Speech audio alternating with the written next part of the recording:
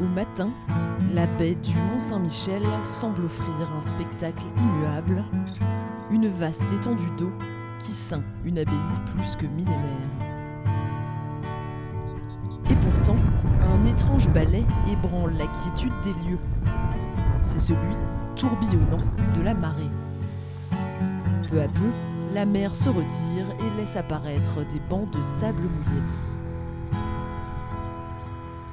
Ce spectacle immémorial fait de la baie du Mont-Saint-Michel un lieu unique au monde, un lieu traversé depuis plus d'un millénaire par des millions de pèlerins. Mais pour rallier le mont à pied, il faut faire appel à un guide comme Romain. C'est ici, sur cette plage, que cet enfant du pays attend le groupe avec lequel il va traverser la baie. Et il n'a pas choisi ce point de départ par hasard. C'est un parcours traditionnel. Alors traditionnel dans le sens où en fait on parcourt la baie comme le faisaient principalement les pèlerins au Moyen-Âge. C'est-à-dire qu'en fait on part de la côte la nord-est de la baie pour aller vers le mont. On dit que le pèlerin en fait venait au Mont-Saint-Michel en suivant la courbe du soleil. Donc du nord-est vers l'ouest. Les valeureux marcheurs du jour sont un groupe de retraités fans de randonnée. Avant de s'élancer, Romain les avertit. Traverser la baie, c'est s'engager sur un terrain glissant. On va marcher en fait sur un mélange de sable et de vase. On n'est pas sur du sable, on est sur de la tangue. Voilà. Mais la tangue, selon les endroits où l'on passe, elle est plus argileuse, vaseuse, sablonneuse, lisse, granuleuse, ondulée. Et en fait, ça a la particularité de rester autant collé à vos pieds que Tanguy à sa famille. Ah, c'est ça. Ouais. Donc il n'y a aucun rapport. Il n'y a aucun rapport. Et l'humour, c'est la meilleure arme de Romain pour se faire entendre. Je vous conseille de vous déplacer de la manière suivante. Le regard lointain, d'accord ? Le port de tête altier, le ventre rentré, les fesses serrées. Il y en a pour qui ça va être difficile. Ouais, c'est sûr. De manière souple. Pourquoi ? C'est comme ça, au moins si vous tombez, vous tomberez dans la dignité. Et c'est parti pour quelques heures de randonnée. Pour ce qui est de la grâce et de la prestance, on n'y est pas vraiment, mais heureusement, ce n'est qu'un court moment à passer. Car dès les premières centaines de mètres de la traversée, la récompense est immédiate, un paysage d'une beauté à couper le souffle. Vous n'en avez pas perdu ? À 6 km, l'île de Tomblaine, la première étape du voyage, semble flotter au-dessus de l'horizon. Le Mont-Saint-Michel, lui, n'est plus qu'une apparition. Et l'horizon est incertain derrière les vibrations de la chaleur. Et pourtant, nous sommes bien en Normandie. À voir ce paysage, pas étonnant que pour Romain, plus qu'un lieu de travail, la baie soit une véritable passion.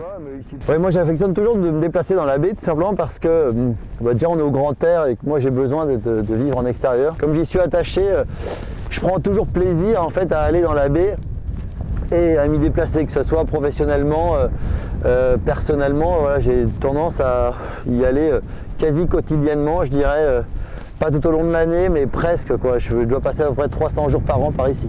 Quand on marche toute l'année dans la baie, mieux vaut savoir où on met les pieds, car parfois, on n'est plus vraiment sûr de les avoir vraiment sur terre. Depuis le début, vous marchez sur des sables mouvants, quasiment. Et là, par exemple, depuis qu'on est sur ce banc de sable qui est là, on est sur une zone plus ou moins instable où il y a des sables mouvants. Sauf que là, vous ne l'avez pas senti, pourquoi ? Parce que la couche sédimentaire, elle n'est pas très, je dirais, friable. C'est pas assez fragile pour que ça se casse. Vous voyez ce qui se passe là, c'est un sable mouvant. Voilà. Si on commence à exercer une pression un peu plus importante, ça finit par se casser. Sauf que là, il faut vraiment être suicidaire. Donc, quand vous allez sentir que le sol commence vraiment à se fragiliser, qu'est-ce qu'il faut faire ? S'étaler et pas rester en file indienne et continuer à avancer sans s'arrêter. Parce que si vous restez sur place, vous continuez à vous enliser. Mais pour savoir où traverser sans danger, il faut l'œil aguerri d'un guide, car lors de chaque marée, la baie change. Un passage à sec aujourd'hui pourra se transformer en sable mouvant demain. C'est pour ça que la baie peut être dangereuse, parce qu'on ne peut rien cartographier, rien baliser. On ne sait jamais où on va réellement passer. On n'agit que par lecture de paysage. Si on n'est pas capable, entre guillemets, visuellement de savoir où on va mettre les pieds, ça peut être plus ou moins dangereux. Mais affronter quelques dangers, ça rend la balade encore plus belle. Au fil des kilomètres, la baie prend un aspect absolument irréel. Le ciel se mire dans la fine pellicule d'eau qui recouvre encore la baie.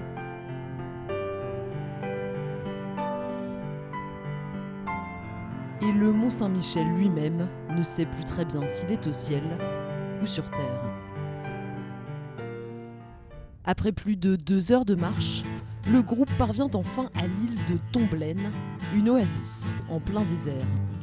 Le lieu idéal pour se reposer et reprendre des forces.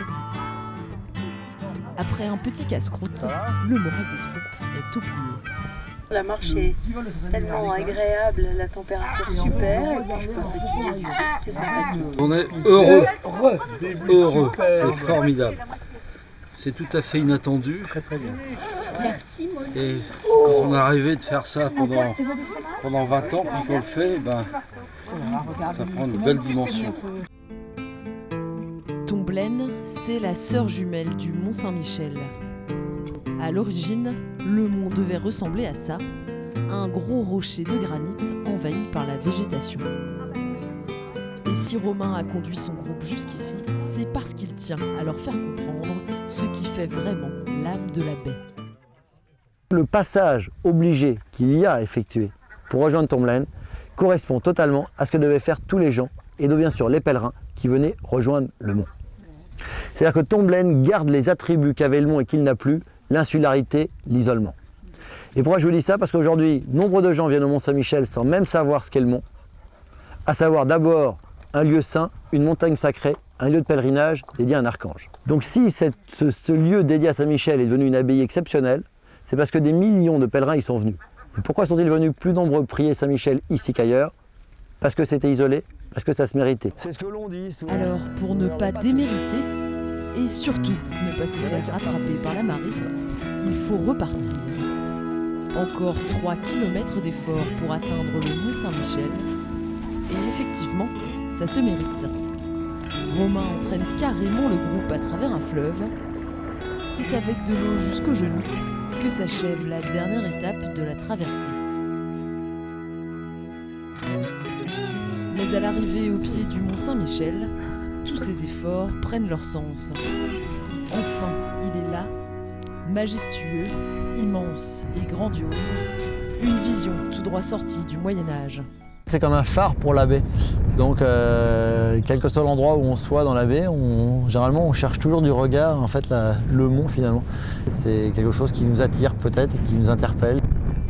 Pour Romain et son groupe, il est temps de rebrousser chemin. Il ne faut pas traîner, la marée envahira bientôt la baie du Mont Saint-Michel. Une fois encore, elle change de visage, mais elle restera toujours l'un des lieux les plus magiques de France.